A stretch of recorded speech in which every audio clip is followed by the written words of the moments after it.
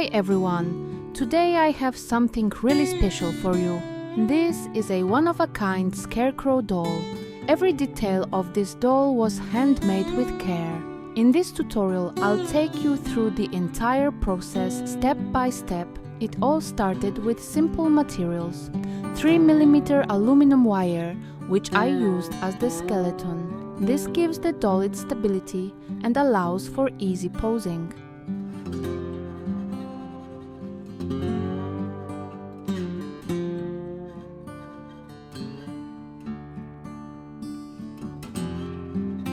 Once the skeleton was ready, I moved on to the most important part, sculpting the figure using polymer clay. Alright, let's carve out the perfect Scarecrow face. First, we're going for that I'm here to guard your crops and give you nightmares look. Start with a basic face shape, nice and round.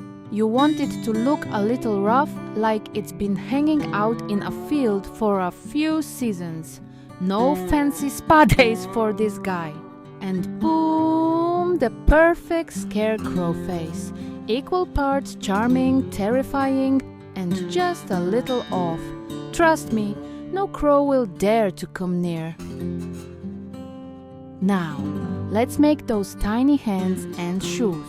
We start with the hands. They need to look like they've spent their whole life in the field. So of course, they're a little uneven, like they've never heard of a manicure. And the shoes?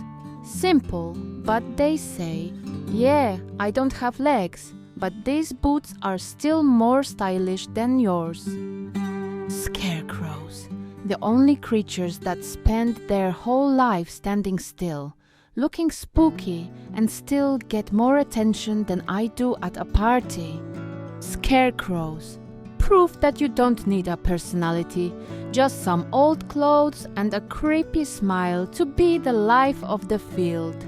After baking the clay in the oven, it was time to start painting. Time for painting and shading, because, you know, every Scarecrow needs a little drama. If you don't make him dark enough, he ends up looking like he went to a yoga class instead of scaring birds. Shading? Of course! You've got to blend those colors so well that your Scarecrow looks like he spent all summer in the sun and worked on his tan. After all, we all want our Scarecrows to look like professionals at scaring, right? And once I'm done shading, this Scarecrow won't just look creepy. He'll look like he stepped right out of a movie, with a touch of mystery and a whole lot of unsettling vibes. Alright, time to connect the head, hands and shoes to the wire body. This is where things get real interesting. It's like assembling a creepy Scarecrow action figure, but without the instruction manual, of course. First, the head is like, I'm ready to look spooky, while the hands are like, I've been stuck in a field for years, don't even try me. And the shoes? They're just excited to be part of the team. Finally, I get to show off. But here's the fun part, getting it all to stay together with wire. Now you might think, is this gonna hold?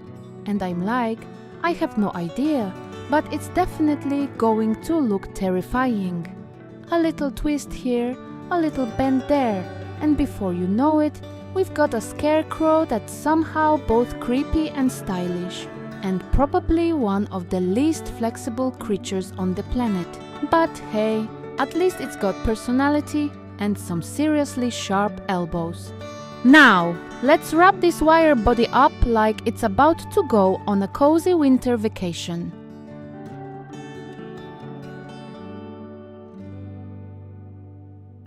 Now it's time for the eyes, the windows to the... I've been standing in this field for way too long, so we're going for a creepy glowing effect. So I'm grabbing some blue acrylic paint, but not just any blue. Oh no, this is the kind of blue that says, I might be staring at you in the dark, or maybe not, who knows. Time to dress our Scarecrow, and trust me, it's about to get extra rustic. First, we're making some brown pants with a patch on the knee, because let's be real, even scarecrows need a bit of wardrobe drama. I mean, what's a scarecrow without a little grunge chic? These pants are ready for a day of scaring birds and looking cool while doing it. Next up, the brown vest. Think of it as the scarecrow version of I've got my life together, but not too much. It's the perfect combination of I'm rugged and I'm here to cause some spooky fashion statements.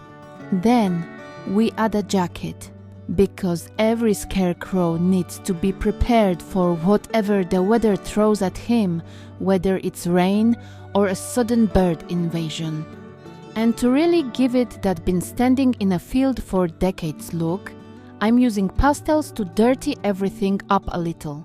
A quick swipe here and there, and boom, our scarecrow is officially vintage chic. He's ready to haunt, chill, and maybe even give a couple of fashion bloggers some serious inspiration. Making the straw hat now, I'm using floral mesh and some string to shape it, then stitching it all together with thread.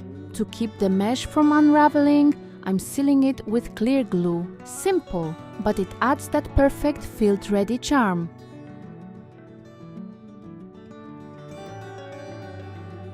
Now for the hair, I'm using acrylic yarn. First, I'll brush and straighten it out to get that perfect texture. Then, I'll glue it to the head with universal adhesive. Simple, but it gives our scarecrow some seriously stylish looks.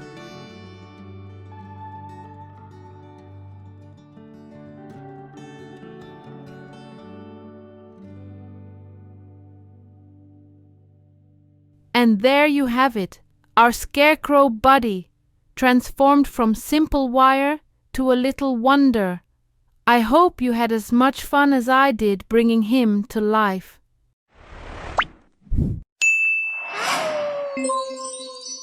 At the edge of a vast field, where the land gently sloped toward a river, stood a lonely scarecrow. They called him Ignacy, though no one ever said that name aloud. His figure was made of dried branches, old clothes, and a bag stuffed with straw. Yet he seemed to watch the world around him like a real sentient being. He wore a tattered old jacket, a hat askew, and worn gloves on his stiff, outstretched arms. For years, he had stood in the same spot, hoping the birds would not return. But they had long since stopped being afraid of him. The nights were the hardest for him. The wind swept through the fields, rustling the grasses and swaying the branches of the trees that lined the river. In the darkness, the scarecrow felt utterly alone. Once, he had dreamed of companionship, someone who would stand beside him, perhaps another scarecrow with whom he could share these endless nights. But no such friend ever came. Ignacy watched the moon in its various phases, its pale light the only companion that never left. One night, when the moon was full and mist curled low over the ground, Ignacy felt something new. Something long dormant inside him stirred. It wasn't the usual fear that had kept him company over the years. This was something deeper, more piercing. He sensed that someone or something was watching him. It was a man. He stopped right in front of the scarecrow, staring at him for a long moment. And then the man spoke. His voice was low and calm, each word sounding as if it were directed straight at Ignacy, though that shouldn't have been possible.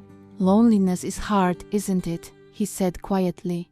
"You know it all too well. You know what it means to be forgotten, to be just a shadow in a world that doesn't see you." Though Ignacy could not reply, he felt as if the man understood every unspoken word within him. For a moment, a silence settled between them, as though the world around them had ceased to exist.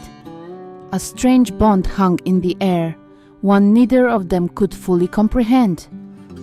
"You don't have to be lonely anymore," the man whispered, his voice like an echo reverberating in Ignacy's mind. "I can give you what you desire, life, real life, But in return, you'll have to give me something equally precious. Ignacy didn't know what that might be, but he felt the decision had already been made. The desire for companionship, to be something more than just a pile of straw, was stronger than the fear of what might come. The man smiled, as if he understood. At dawn, everything will change, he said, and then disappeared into the misty darkness. When dawn came, Ignacy was no longer just a scarecrow. If you enjoyed this video, don't forget to like, subscribe, and maybe even support the channel if you want to see more fun projects like this. After all, we scarecrows could always use a little backup. Until next time, happy crafting and keep those crows in check.